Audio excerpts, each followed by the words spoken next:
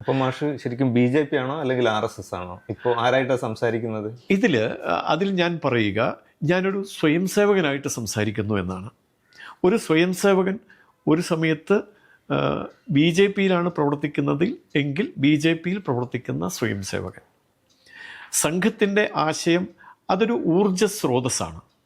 ഊർജം ഉൽപ്പാദിപ്പിക്കുകയാണ് സംഘം. ആ ഉൽപ്പാദിപ്പിക്കപ്പെടുന്ന ഊർജം വിവിധ മാധ്യമങ്ങളിലൂടെ ജനങ്ങൾക്ക് അനുഭവവേദ്യമാകുന്നു. അപ്പോൾ വിചാരകേന്ദ്രം എന്നൊരു പ്രസ്ഥാനത്തിലാണ് ഒരു സ്വയം സേവകൻ എന്നുള്ളത് ഒരു വ്യക്തിത്വത്തിൻ്റെ വിശേഷണമാണ്. സംഘത്തിൻ്റെ ശാഖാപ്രവർത്തനത്തിൽ ഏർപ്പെടുന്ന ഒരാൾ സ്വാഭാവികമായി കൈവരിക്കുന്ന ഒരു വ്യക്തിത്വത്തിൻ്റെ വിശേഷണമാണ് സ്വയം സേവകൻ. ആ സ്വയം സേവകൻ വിചാരകേന്ദ്രത്തിലാണ് പ്രവർത്തിക്കുന്നതെങ്കിൽ ഞാൻ വൈചാരികമായ മേഖലയുമായി ഞാൻ വ്യവഹരിക്കും, സംവദിക്കും. അതിനോട് താല്പര്യമുള്ള സമൂഹത്തിൻ്റെ ഇടയിലാവും ഞാൻ പ്രവർത്തിക്കുക.